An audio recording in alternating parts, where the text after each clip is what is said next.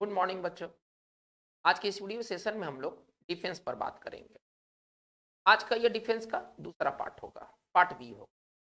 पहले पार्ट में हम लोगों ने कुछ एलिमेंट्री चीजों को देखा था। भारतीय आर्म्ड फोर्सेस, भारतीय सैन्य बल के 3 wing, Indian army, Indian air force और इंडियन नेवी। तो इनके जो प्रथम थे इन क्षेत्रों में कौन कौन थे। फिर हम लोगों ने देखा कि भारतीय जो रेजिमेंट कौन कौन है, उनके कमांड्स कौन कौन है, उनके हेडक्वार्टर्स कौन कौन है। आज की इस वीडियो सेशन में हम लोग 3 चीजों पर बात करेंगे। पहला हम लोग बात करेंगे कि भारतीय सेना द्वारा चलाया गया ऑपरेशन, जो भारतीय सेना ने भारत के अंदर और भारत के बाहर जिन ऑपरेशन को अंजाम दिया है, वो प्रमुख ऑपरेशन कौन कौन से हैं, उनका सीधा संबंध हमारे एग्जाम से होगा। दूसरा हम लोग इस वीडियो सेशन में देखेंगे कि भारतीय सेना के जो स्पेशल कमांडो यूनिट है और जो पैरामिलिट्री फोर्सेस हैं वो कौन कौन से हैं, उनका क्या भूमिका है। ठीक है, हम इनको देखेंगे। और जो तीसरा इस वीडियो सेशन में हम लोग देखेंगे वो ये होगा कि भारतीय सेना द्वारा जो ज्वाइंट जो एक्सरसाइज किए जाते हैं, युद्धाभ्यास किए जाते हैं, किन किन देशों के साथ कौन कौन नाम से युद्धाभ्यास किए गए हैं, तो इसके बारे में आज की इस वीडियो में चर्चा होगी। तो इस वीडियो का जो सारांश क्या होगा, वो मैं सिनॉप्सिस की मैं बात कर रहा हूं। तो पहला हम लोग पहले बात करेंगे भारतीय सेना द्वारा चलाए गए ऑपरेशन, एकदम यहाँ पर सिनॉप्सिस है। जो सेकंड हम जो लोग टॉपिक पर जो बात करेंगे वो स्पेशल फोर्सेस, जो हमारे सेना की जो स्पेशल फोर्सेस हैं, ठीक है ना, हम उस पर बात करेंगे। जो विशिष्ट जो बल हैं हम उस पर बात करेंगे। और जो तीसरा जो बात होगा वो हमारे ज्वाइंट मिलिट्री एक्सरसाइज की बात होगा, ठीक है ना, ज्वाइंट मिलिट्री एक्सरसाइज, जिसको आप युद्धाभ्यास कहते हैं। तो आज का हमारा जो पॉइंट है वो ये 3 पॉइंट है जिस पर आज हम लोग बात करने वाले हैं। इसके अलावा कुछ और भी हम लोग इंपॉर्टेंट चीजों को देखेंगे, और बहुत एक इंपॉर्टेंट चीजों को हम लोग देखेंगे, वो जो मैं मिस कर रहा था, ये चौथा पॉइंट होगा कि भारतीय सेना के जो ट्रेनिंग और जो ट्रेनिंग जो कॉलेजेस हैं या ट्रेनिंग जो संस्थान है, ठीक है ना, प्रशिक्षण केंद्र के बारे में। तो आप ऐसे समझिए कि इस विषय, इस टॉपिक पर हम लोग 4 चीजों की बात करेंगे। इस वीडियो सेशन में हम लोग 4 चीजों की बात करेंगे। पहले ऑपरेशन। तो चलिए सबसे पहले हम लोग ऑपरेशन को लेकर चलते हैं कि भारतीय सेना ने कौन कौन से ऑपरेशन को अंजाम दिया। ठीक है, तो चलिए सबसे पहले हम लोग चलते हैं ऑपरेशन। हमारे सेना द्वारा चलाए गए कुछ प्रमुख ऑपरेशन हैं, उनका लक्ष्य क्या था, सभी के बारे में हम लोग थोड़ा सा ब्रीफली देखेंगे। देखिए, जो भारत स्वतंत्र भारत, भारतीय सेना द्वारा चलाया गया जो पहला ऑपरेशन था वो था ऑपरेशन पोलो। ठीक है ना, जो पहला ऑपरेशन था वो ऑपरेशन का नाम था पोलो, ऑपरेशन पोलो। देखिए, ऑपरेशन पोलो का ये कोड नेम था, ठीक है ना। जब हैदराबाद ने जब भारतीय संघ में आने से जब साफ मना कर दिया, तो भारतीय सेना द्वारा एक्शन लिया गया, ठीक है ना। भारतीय सेना द्वारा जो एक्शन लिया गया, जिस कोड का इस्तेमाल किया गया था, उसका नाम था पोलो। तो ऑपरेशन पोलो का लक्ष्य क्या था, हैदराबाद का विलय करना, ठीक है ना। इसमें इसका लक्ष्य क्या था, हैदराबाद का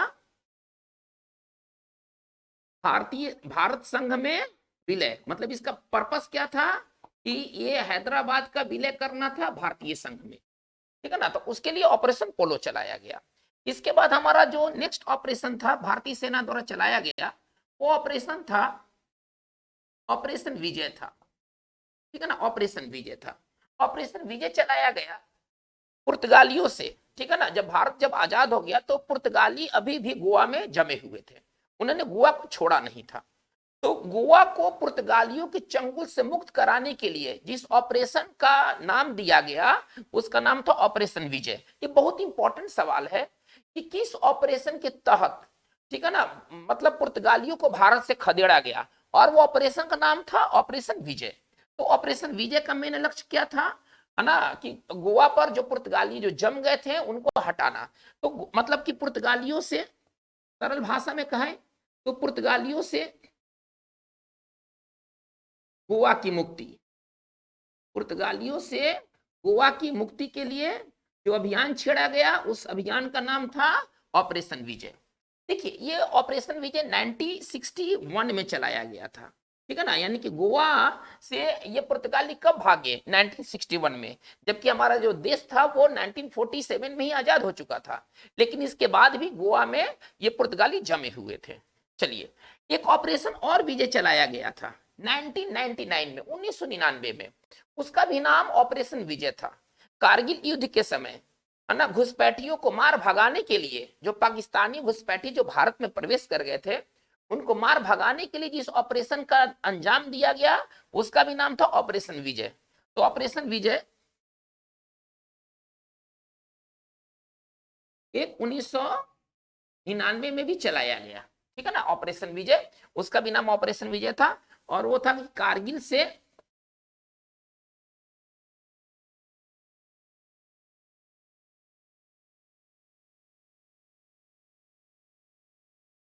इसका जो मेन पर्पस था वो क्या था, कारगिल से है ना घुसपैठियों को भगाना। चलिए, इसके बाद एक बहुत इंपॉर्टेंट ऑपरेशन चलाया गया था, ऑपरेशन मेघदूत, ठीक है ना, ये था ऑपरेशन मेघदूत।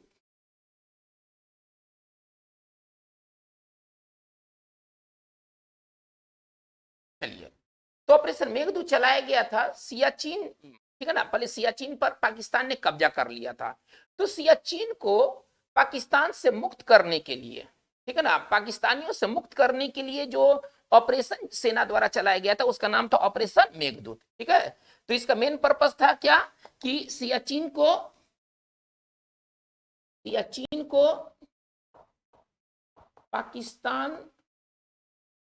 पाकिस्तानी पकड़ से मुक्त जो कराना था,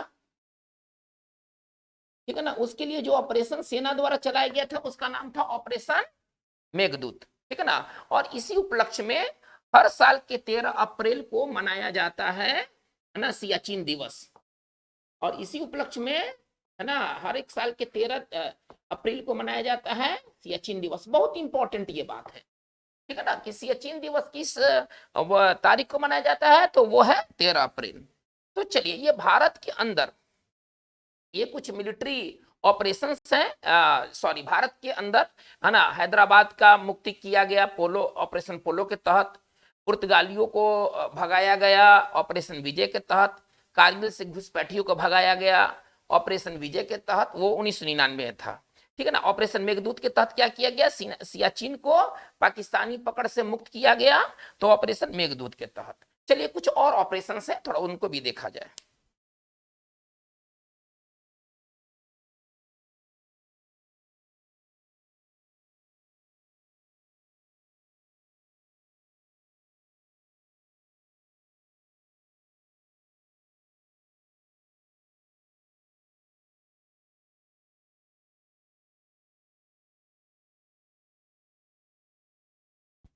चलिए, एक बहुत फेमस ऑपरेशन था भारतीय सेना द्वारा चलाया गया, वो था ऑपरेशन ब्लू स्टार।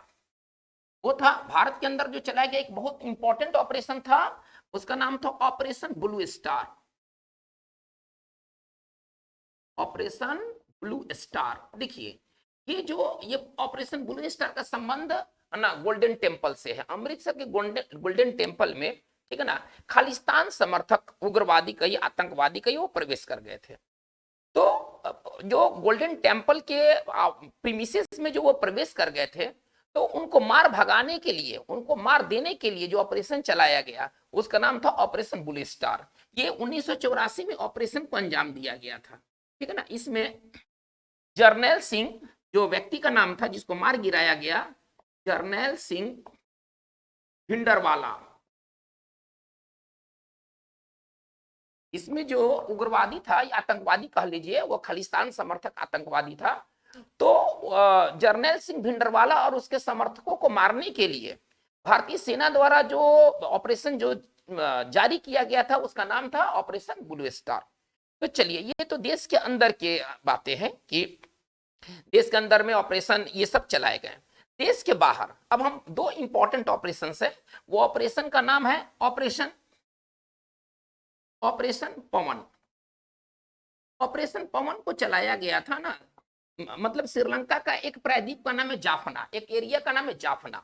तो जाफना को लिट्टे से मुक्त करने के लिए, ठीक है ना, 1987 में 1987 में जाफना को लिट्टे जो उग्रवादी थे, ठीक है ना, उनसे मुक्त करने के लिए जिस ऑपरेशन को भारतीय सेना द्वारा अंजाम दिया गया था वो था ऑपरेशन पवन। तो ऑपरेशन पवन को कहां चलाया गया था, श्रीलंका में, जाफना क्षेत्र को लिट्टे से मुक्त करने के लिए। इसका मेन उद्देश्य क्या था, जाफना को, लिट्टे वहां का उग्रवादी संगठन है, लिट्टे से मुक्त करने के लिए जो ऑपरेशन चलाया गया,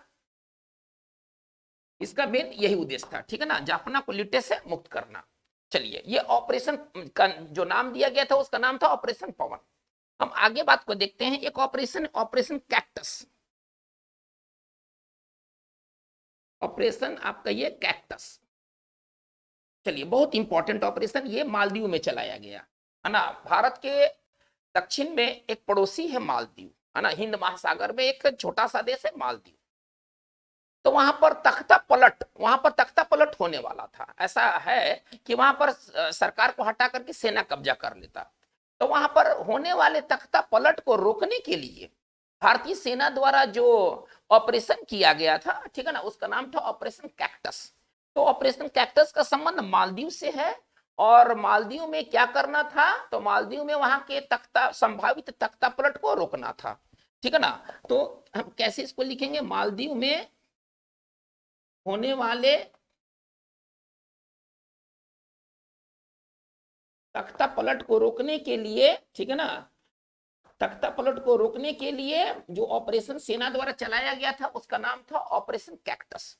चलिए, अभी भारतीय सेना द्वारा जो कश्मीर घाटी में जो ऑपरेशन चलाया जा रहा है, जिसका मुख्य लक्ष्य है कि कश्मीर घाटी को आतंकवादियों से मुक्त करना, आतंकवादियों को सफाया कर देना, उस जो ऑपरेशन का नाम है ऑपरेशन ऑल आउट। उसका नाम है, अभी ये ऑपरेशन चल रहा है, ठीक है ना, ये अक्सर पेपर में आते रहते हैं, ऑपरेशन ऑल आउट। चलिए देखते हैं ऑपरेशन ऑल आउट का संबंध किससे है। तो कश्मीर घाटी में उग्रवादियों या आतंकवादियों को मार गिराना, उनको खत्म कर देना, सफाया कर देना, उससे संबंधित जो ऑपरेशन है उसका नाम है ऑपरेशन ऑल आउट, ठीक है ना। इसको हम ऐसे लिखेंगे, कश्मीर को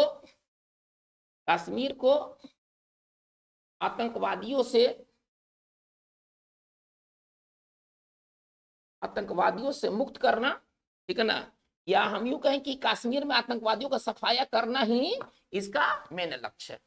तो चलिए, ये तो हो गए भारतीय सेना द्वारा चलाए गए ऑपरेशंस, ठीक है। चलिए हम लोग आगे लेके चलते हैं। अब हम लोग ये देखेंगे कि भारत के जो स्पेशल जो फोर्सेस हैं वो क्या है, उनका मेन पर्पस क्या है, ठीक है ना, ये सिक्योरिटी फोर्सेस किस प्रकार के सिक्योरिटी फोर्सेस है, चलिए इसको थोड़ा देखा जाए।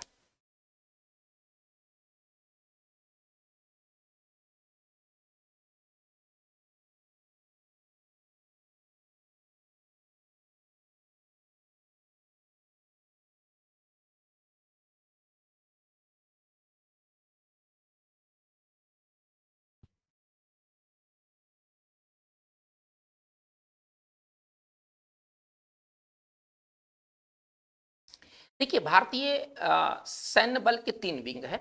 उसमें एक विंग है इंडियन आर्मी, एक विंग है आपका एयरफोर्स और एक विंग है आपका नेवी। तो ये 3 विंग के ने स्पेशलाइज्ड कमांडो के यूनिट हैं, ये अति प्रशिक्षित होते हैं। और देखिए, भारत के जितने भी आप ऐसे समझिए कि पारा मिलिट्री फोर्स है या जो स्पेशलिस्ट कमांडो के जो टीम है, उनका एक ही पर्पस है, आतंकवाद को खत्म करना। मतलब अगर कोई पूछता है कि इस पारामिलिट्री फोर्स का मेन उद्देश्य बताइए, तो पहले तो आतंकवाद, उग्रवाद, ठीक है ना, इन पहले तो इनका रोल ये होगा, आतंकवाद को खत्म करना, आतंकवाद से निपटना। इनका मेन रोल, जितने भी पारामिलिट्री फोर्सेस हैं और जितने भी आपके स्पेशलिस्ट कमांडोज के यूनिट हैं, सबका एक ही मेन रोल, प्राइमरी जो रोल है, आतंकवाद से निपटना। आतंकवाद से निपटने के उद्देश्य से ही इनका समय समय पर गठन हुआ है। तो चलिए देखते हैं ये कौन कौन से यूनिट हैं, कमांडो की यूनिट है। चलिए, तो देखिए, इंडियन आर्मी का 2 यूनिट है ना, भारतीय जो आर्मी है, इंडियन आर्मी के 2 यूनिट है, स्पेशलिस्ट यूनिट, आप ऐसे समझिए। भारतीय आर्मी में तो बहुत सारे लोग हैं ना, लाखों लोग हैं, लेकिन उसमें 2 यूनिट है जिसको हाई ट्रेनिंग, उनको हाई लेवल का ट्रेनिंग दिया गया है। ये एलिट फोर्सेस में आते हैं, ठीक है ना, ये अति विशिष्ट बल में आते हैं।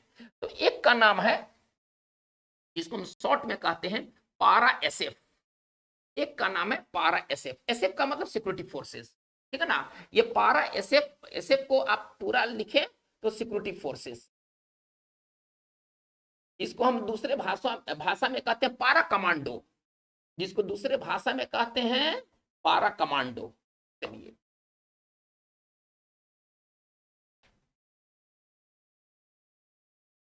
जिसको अगर दूसरी भाषा में कहा जाए तो इसका नाम है पारा कमांडो। चलिए, ये सिक्योरिटी फोर्सेस, ये विशिष्ट सिक्योरिटी बल होते हैं जिनका नाम है पारा कमांडो। ये इंडियन आर्मी के हैं। इंडियन आर्मी का जो दूसरा जो यूनिट है उसका नाम है घातक। चलिए, तो घातक का संबंध, घातक एक कमांडो का यूनिट है और इसका संबंध किससे है? इंडियन आर्मी से है। आप ऐसा समझिए। तो ये जो पारा एसएफ है ना, ये हाईली ट्रेंड होते हैं। इनका मेन जानते हैं, इनका मेन काम क्या है? ये चूंकि ये पाराशूट से संबंधित होते हैं। इंडियन आर्मी का, जैसे देखिए ये इंडियन आर्मी हो गया, आप ऐसे समझिए।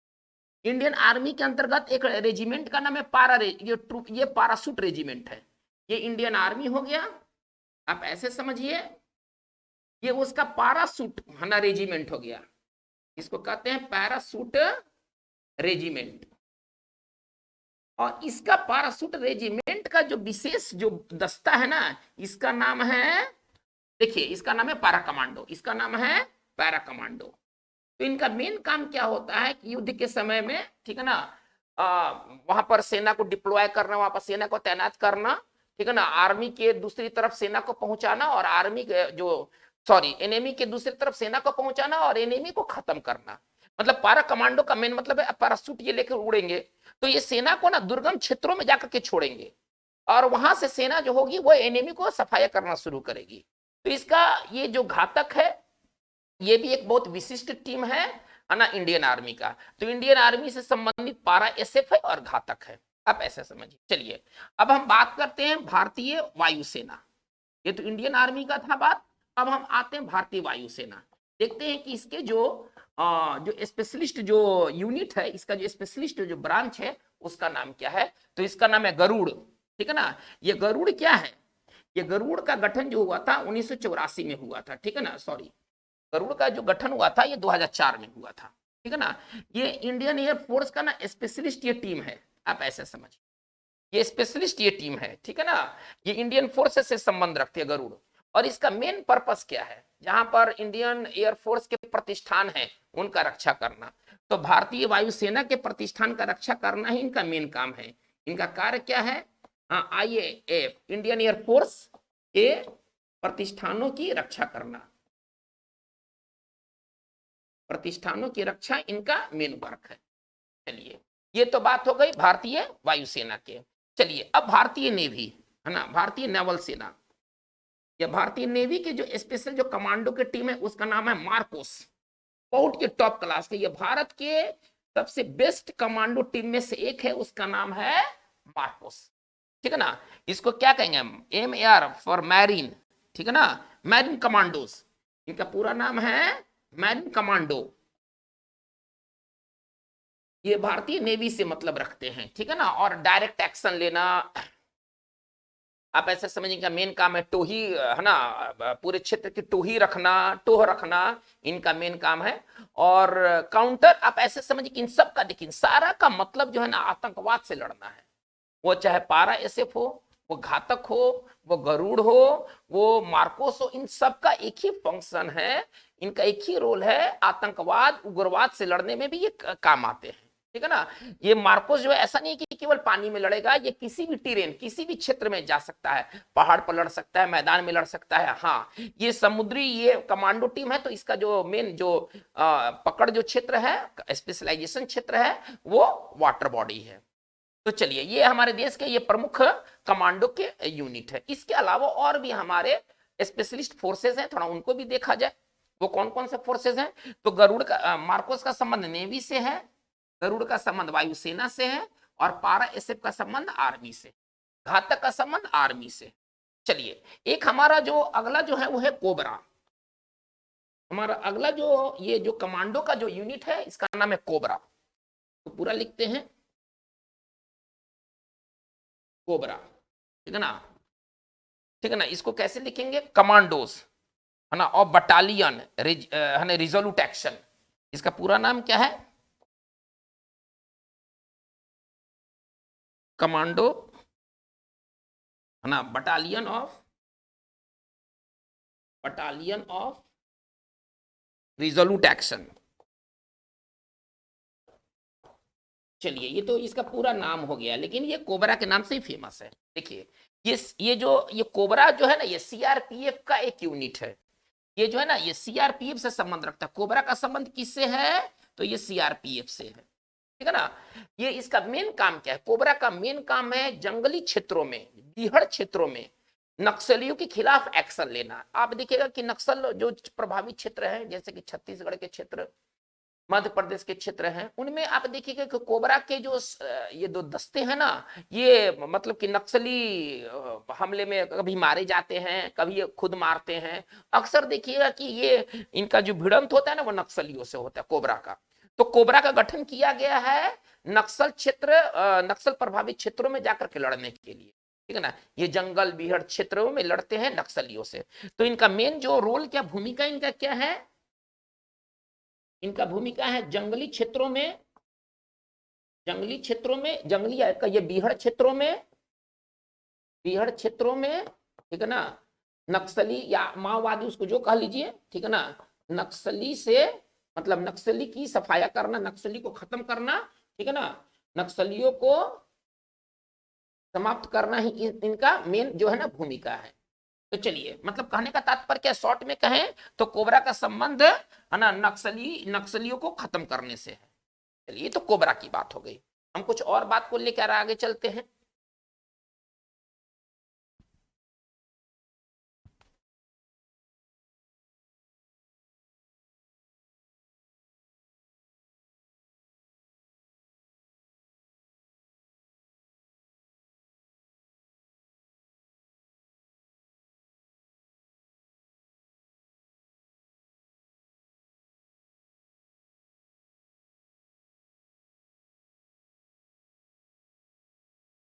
देखिए, हमारा जो नेक्स्ट जो कमांडो का टीम है उसका नाम है एनएसजी, ठीक है ना। हमारा जो नेक्स्ट जो कमांडो का टीम है उसका नाम है एनएसजी, ठीक है ना। एनएसजी का जो गठन हुआ है वो मेनली हुआ है मतलब बंदियों को, आतंकवादी जो बंदियों को मुक्त कर, व्यक्ति को जो बंदी बना लेते हैं उनको मुक्त करने के लिए एनएसजी का गठन हुआ है। जैसे कि देखिए, मुंबई हमले में क्या हुआ था, ताज होटल में कुछ पाकिस्तान के आतंकवादियों ने कुछ लोगों को बंधक बना लिया था। तो उनको मुक्त करने के लिए जिस कमांडो टीम ने जो एक्शन लिया था उसका नाम है एनएसजी।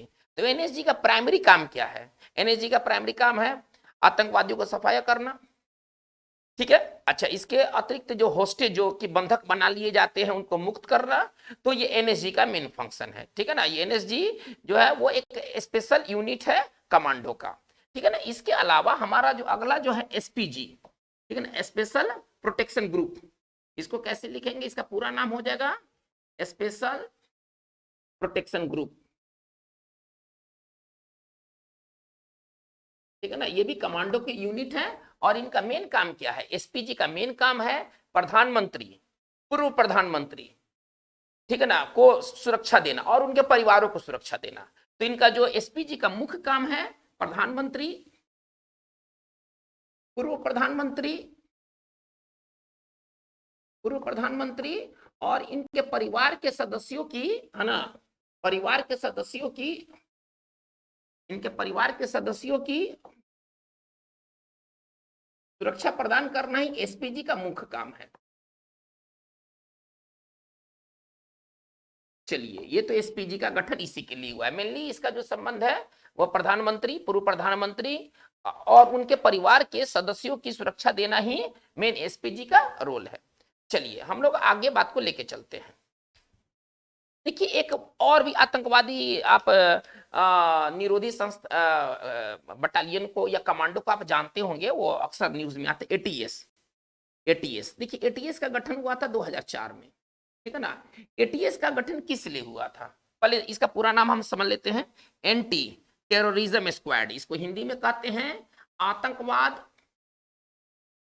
निरोधी दस्ता। तो अगर हिंदी में कहा जाए तो इसका पूरा नाम है आतंकवाद निरोधी दस्ता, ठीक है ना। Terrorism, anti terrorism squad, anti terrorism squad.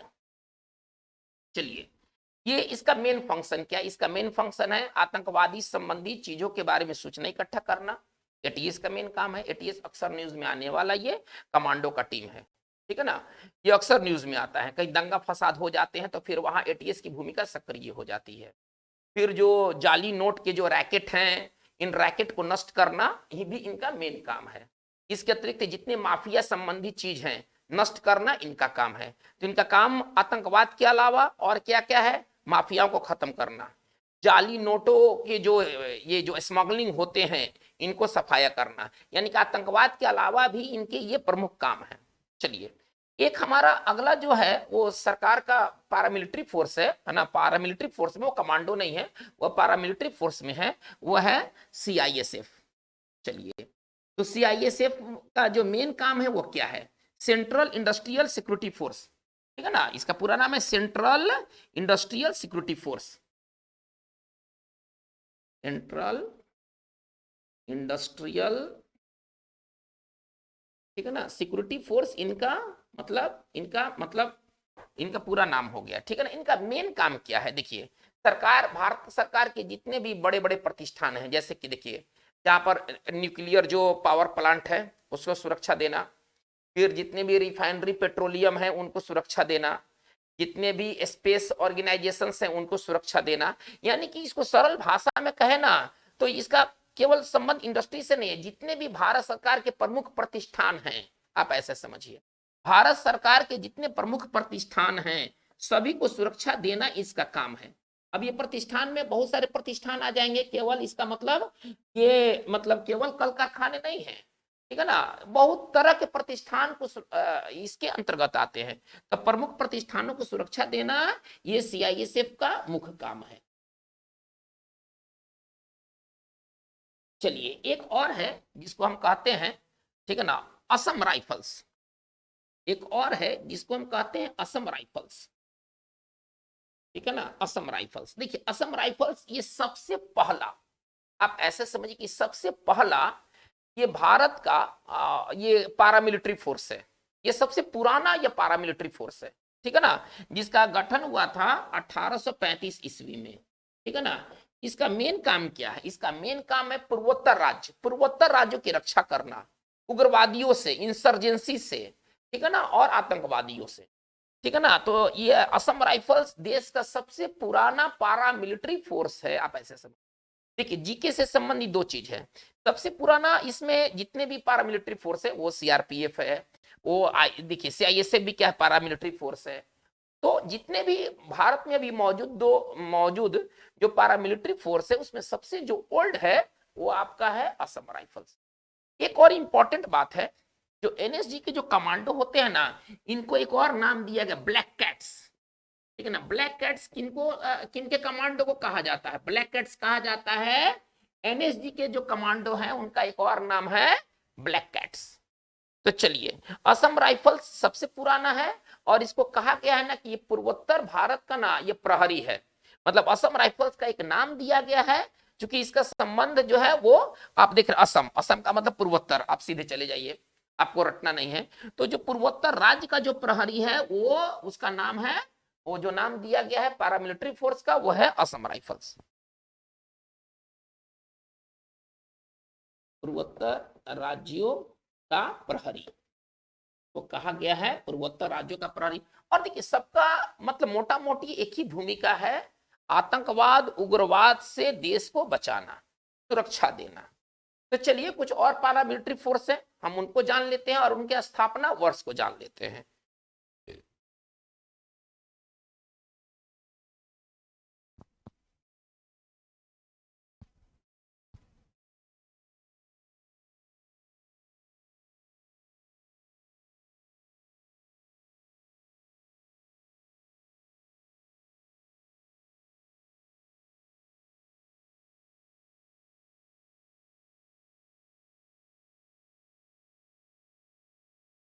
इसका कब स्थापना हुआ था थोड़ा सा उसको देख लेते हैं, के बाद में उसके हम कुछ डिस्क्रिप्शन को देखेंगे।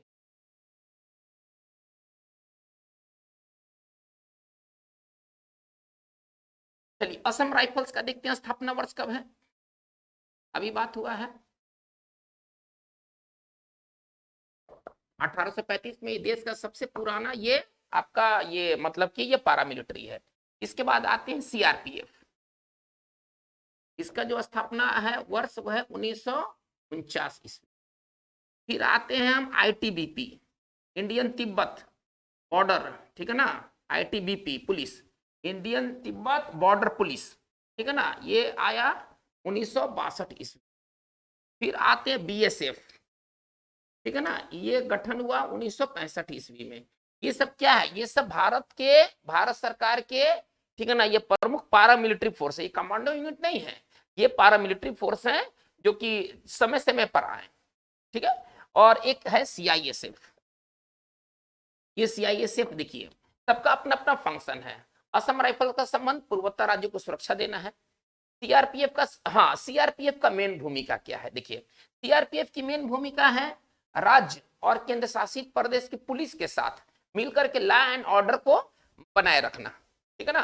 अच्छा, दूसरा काम क्या है इसका, इसका मेन जानते हैं काम क्या है, चुनाव को शांतिपूर्वक कराना, जो आम चुनाव होते हैं उसको शांतिपूर्वक कराना भी इनका मेन फंक्शन है सीआरपीएफ का। इसमें जितने भी आप देख रहे हैं, Assam rifles, CRPF, ITBP, BSF, CISF, इसमें जो चुनाव की जो भूमिका है वो उससे संबंध सीआरपीएफ का है, ठीक है ना। तो चुनाव को शांतिपूर्वक कराना, ठीक है ना, इनकी प्रमुख भूमिका होती है। देखिएगा जहां जहां चुनाव होते हैं ना, वहां पर सीआरपीएफ की टीम जो होती है ना वो डिप्लॉय कर दी जाती है। चलिए, तो चुनाव का संबंध इनसे नहीं है। फिर आईटीबीपी का गठन किया गया था 62 में, है ना, तिब्बत जो क्षेत्र है उनको सुरक्षा देना। बीएसएफ का गठन किया गया था, तिब्बत के जो सटे हुए जो क्षेत्र हैं उनको सुरक्षा देना, आतंकवाद से मुक्त करना, मतलब मेन काम है। और बीएसएफ का जो मेन फंक्शन क्या है, बॉर्डर सिक्योरिटी फोर्स, देखिए शांति के समय में, अभी जैसे कि भारत किसी से युद्ध नहीं कर रहा है, तो शांति के समय में सीमा रेखा की सुरक्षा का भार बीएसएफ पर होता है, आर्मी की नहीं होती है। जब शांति के समय, जैसा अभी पीस टाइम है, तो पीस टाइम में देश का जो सुरक्षा का जो बॉर्डर पर जो तैनात होंगे वो बीएसएफ के जवान तैनात होंगे। लेकिन जो ही किसी अवस्था में अगर युद्ध शुरू हो जाता है तो फिर बीएसएफ पीछे, अब आर्मी आगे आएगा, ठीक है ना। बीएसएफ का काम है शांति के समय में देश के, मतलब कि सीमा रेखा की सुरक्षा करना, आप ऐसे समझिए। सीआईएसएफ का मेन जो फंक्शन है, अभी बात किया गया है, इसका मेन काम है सरकार के प्रमुख प्रतिष्ठानों को, मतलब उसको प्रोटेक्शन देना, ठीक है ना, ये बहुत इंपॉर्टेंट है, आप ऐसे समझिए। तो हमारी मतलब हमारे जो टोटल हमारे जो कमांडोज के टीम है वो मार्कोस स्पेशल पारा फोर्स, ठीक है ना, इसके बाद हम लोगों ने गरुड़, वो स्पेशल कमांडो की टीम थे। इसके बाद ये जो है ना, ये पारा मिलिट्री फोर्स के अंतर्गत आते हैं। चलिए, तो हमारा ये जो बात है, असम राइफल्स 1835, सीआरपीएफ 1949, आईटीबीपी 1962 और बीएसएफ का जो गठन हुआ था वो 1965 ईस्वी में हुआ था, ये बहुत इंपॉर्टेंट है। इसके बाद सीआरपीएफ का गठन जो बहुत इंपॉर्टेंट था, ये 1949 में हुआ था। इसका मेन फंक्शन है ना, चुनाव को शांतिपूर्वक कराना। चलिए, तो आज की हमारा ये जो कमांडो टीम है और जो पारामिलिट्री फोर्स है वो इतना रहा।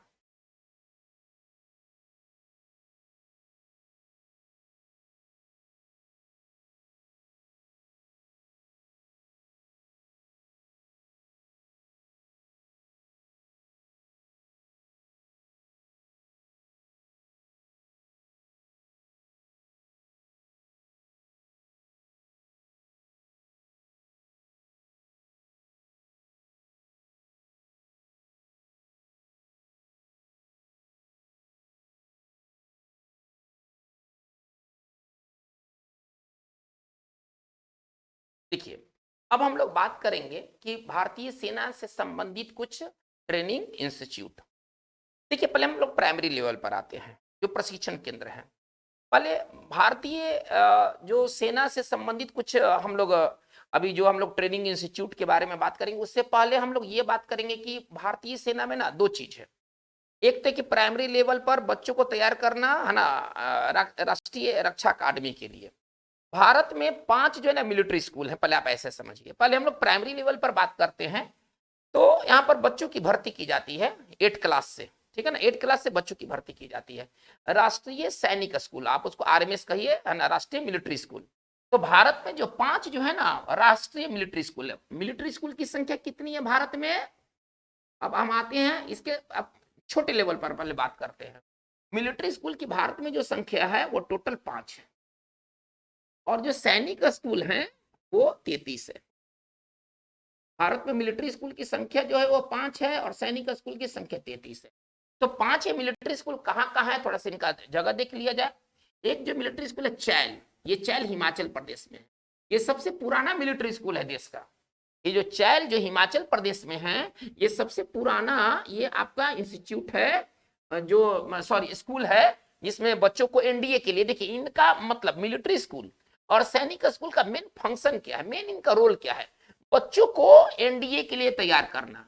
मतलब आप ऐसे समझिए कि अगर स्टूडेंट अगर मिलिट्री स्कूल का है, यदि वो मेडिकल इंजीनियरिंग की तैयारी करते हुए पकड़ लिया गया स्कूल के अंदर, ठीक है ना, कोई लड़का गया 10+1 में गया, 10+2 में गया है ना, मिलिट्री स्कूल और सैनिक स्कूल में, और ये इसको अगर स्कूल के इंस्पेक्शन के दौरान पा लिया गया कि ये लड़का मेडिकल का तैयारी कर रहा है, ये लड़का इंजीनियरिंग की तैयारी कर रहा है, तो उसको बहुत ही कड़ी पनिशमेंट दिए जाते हैं, ठीक है ना। ये जो मिलिट्री स्कूल और जो सैनिक स्कूल का जो मेन उद्देश्य है, वो है स्टूडेंट्स को एनडीए के लिए तैयार करना। मतलब इनका जो मेन पर्पस है, स्टूडेंट को एनडीए में भेजना, नेशनल डिफेंस एकेडमी, ठीक है।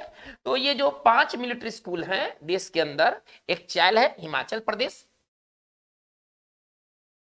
2 जो राजस्थान में है, एक आपका धौलपुर है राजस्थान, एक अजमेर में है वो भी राजस्थान। ये मिलिट्री स्कूल है, ये मिलिट्री स्कूल के सेंटर है, राष्ट्रीय मिलिट्री स्कूल आरएमएस, है ना। इसको अब आरएमएस के नाम से जाना जाता है, पहले मिलिट्री स्कूल के नाम से जाना जाता था, अब है राष्ट्रीय मिलिट्री स्कूल, ठीक है ना। अब इसका नाम अब आरएमएस है।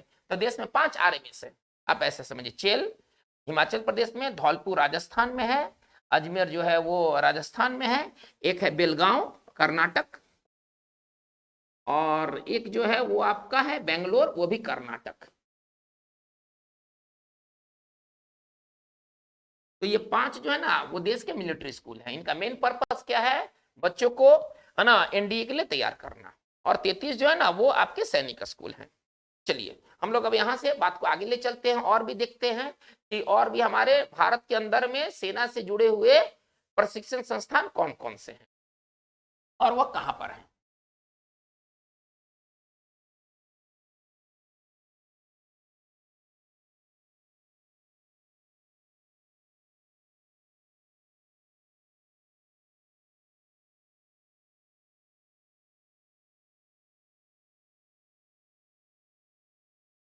देखा जाए, सबसे पहले स्टार्ट करते हैं Indian national defence academy, NDA जिसको कहते हैं, नेशनल डिफेंस एकेडमी, ठीक है ना। ये जो है वो खड़गवासला में है, और ये खड़गवासला जो है ना ये पुणे के पास है, ठीक है ना। खड़गवासला जो है पुणे के पास है।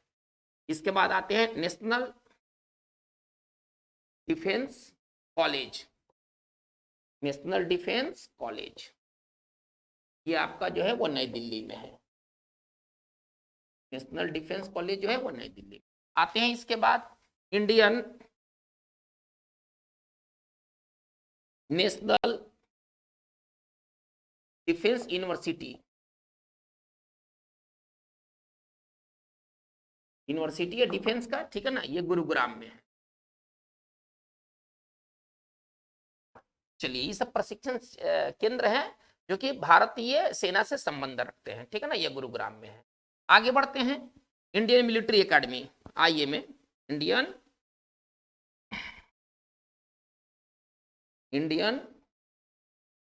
मिलिट्री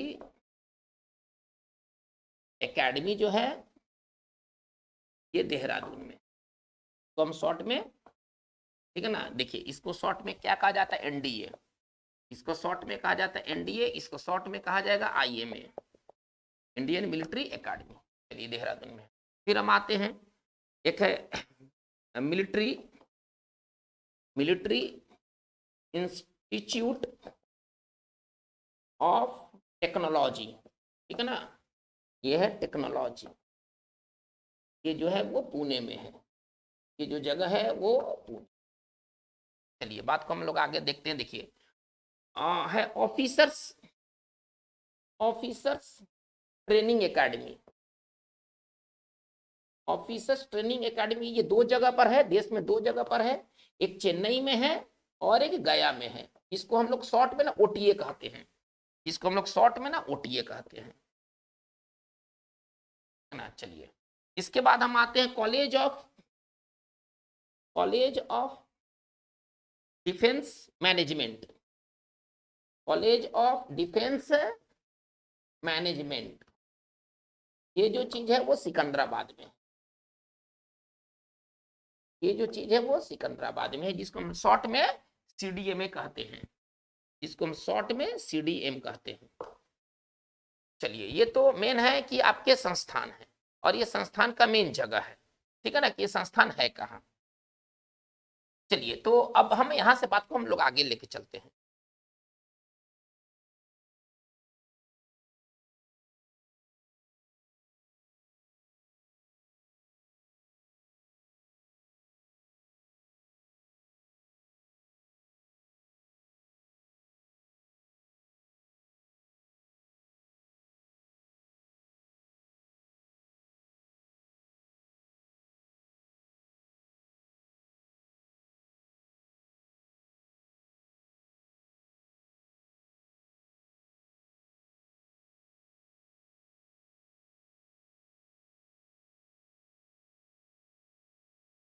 अभी दो तीन संस्थान बहुत इंपॉर्टेंट हैं। एक हमारा संस्थान का नाम है वो है डिफेंस पर्सोनल ट्रेनिंग, ठीक है ना। ये डिफेंस पर्सोनल ट्रेनिंग जो है वो कहाँ पर है, ये वेलिंगटन में है। ये वेलिंगटन एक जगह है, हाँ, ये न्यूजीलैंड का वेलिंगटन मत समझिएगा, ठीक है ना। हालांकि वेलिंगटन जो शहर है वो न्यूजीलैंड में है, लेकिन हमारे यहाँ एक तमिलनाडु में भी एक जगह है ऊटी के पास, जिसका नाम है Wellington.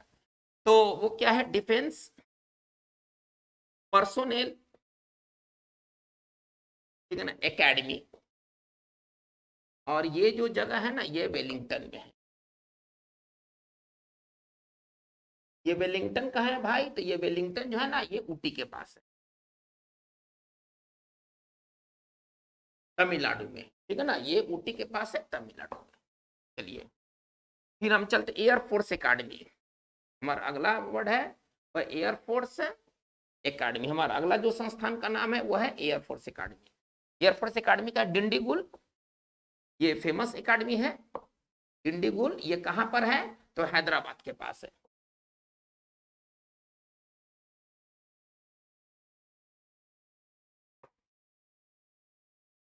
Novel warfare academy, novel वार एकेडमी आप ऐसे समझिए। और ये कहां पर है, तो ये गोवा में है।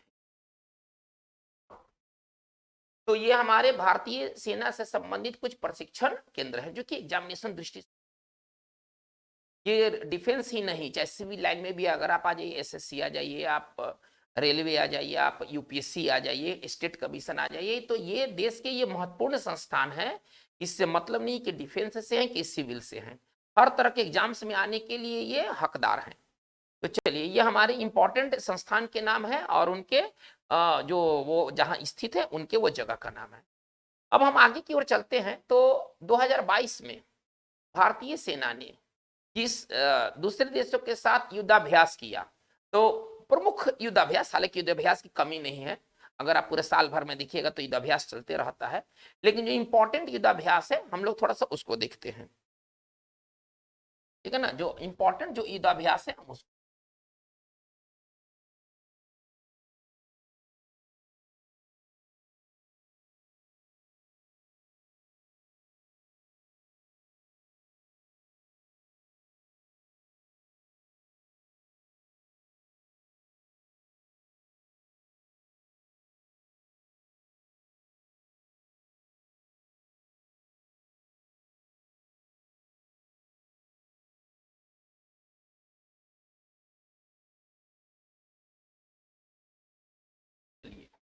तो युद्धाभ्यास एक वज्र प्रहार, वज्र प्रहार है ना, ये युद्धाभ्यास का नाम है वज्र प्रहार। तो इसमें भारत का किस देश के साथ, इसमें ज्वाइंट जो सेना की जो मिलिट्री एक्सरसाइज है वो किस देश की है, तो भारत और अमेरिका, इसमें शामिल जो देश है भारत के साथ वो है अमेरिका।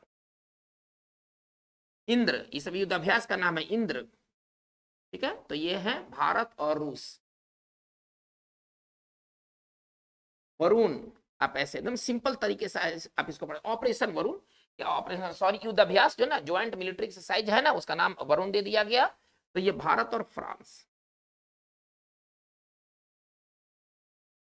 ऑपरेशन गरुड़, ये सब सॉरी युद्धाभ्यास का नाम है, ठीक है ना। ये गरुड़ युद्धाभ्यास का नाम है जो 2022 में किए गए थे। ये भी था भारत और फ्रांस, भारत और फ्रांस। तो वरुण का मतलब पानी से है, तो इसका मतलब है कि ये किसका ये ज्वाइंट मिलिट्री एक्सरसाइज था, तो पानी से, तो नेवी, ये है नेवी के लिए। और गरुड़ हवा में उड़ता है, तो इसका मतलब एयरफोर्स का।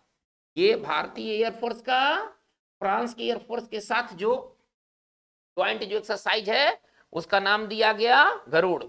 जो नॉवल एक्सरसाइज है उसका नाम दिया गया नेवी। आप ऐसे समझिए। चलिए मैत्री, मित्र शक्ति, आप इसको समझिए, मित्र शक्ति ऑपरेशन का नाम है। तो ये भारत और श्रीलंका, भारत और श्रीलंका जो है वो इस नाम से है, तो वो मित्र शक्ति के नाम। फिर हम लोग आते हैं, देखिए ये वज्र हुआ, वज्र प्रहार हुआ भारत अमेरिका, इंद्र हुआ भारत रूस, वरुण हुआ भारत फ्रांस, एक गरुड़ हुआ भारत और फ्रांस। एक है गरुड़ शक्ति, एक गरुड़ अलग चीज है और एक गरुड़ शक्ति अलग चीज है। ये है भारतीय स्पेशल पारा ट्रूप्स का, इंडोनेशिया के स्पेशल पारा ट्रूप्स के साथ जो ज्वाइंट जो एक्सरसाइज है उसका नाम दिया गया गरुड़ शक्ति। शक्ति का मतलब आप समझिए कि उसमें शक्ति होगा, तो पारा वो एसएफ है, वो ना पारा स्पेशल फोर्सेस है। तो भारत और इंडोनेशिया, भारत और इंडोनेशिया के जो स्पेशल जो फोर्सेस की जो ज्वाइंट एक्सरसाइज है उसका नाम है गरुड़ शक्ति, ठीक है ना। संप्रति एक्स, संप्रति एक्स नाम का जो कि ज्वाइंट मिलिट्री एक्सरसाइज किया गया, ये किस देश के साथ किया गया, तो भारत का बांग्लादेश के साथ, भारत का बांग्लादेश के साथ। और एक है एक्सरसाइज है मालाबार, ठीक है ना, मालाबार, उसका नाम है मालाबार। इसमें 4 देश है ना, चतुर्भुज, आप इसको समझिए, चतुर्भुज नौसैनिक अभ्यास, उसका नाम 4 देश कौन कौन है उसमें, Bharat plus Japan plus America plus Australia, plus Australia, ठीक है ना। तो इसमें 4 देश मिलकर के ये नौसैनिक अभ्यास करते हैं, इसको कहा गया चतुर्भुज नौसैनिक अभ्यास। क्या कहा गया, चतुर्भुज, 4 है तो चतुर्भुज हो गया, चतुर्भुज नौसैनिक अभ्यास। तो ये प्रमुख ये युद्धाभ्यास है भारत का विदेशी देशों के साथ मिलकर के अभ्यास, ठीक है ना। और भी युद्धाभ्यास है, लेकिन एग्जामिनेशन दृष्टि से बात करो तो इतना काफी और काफी है। तो बच्चों आज का हमारा ये वीडियो सेशन इतना ही रहेगा।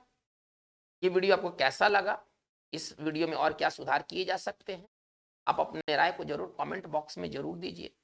उसको फिर उसको एड्रेस किया जाएगा, उसको सुधारा जाएगा। आपके जो भी क्वेश्चंस हैं आप कमेंट बॉक्स में आप उसे कर सकते हैं।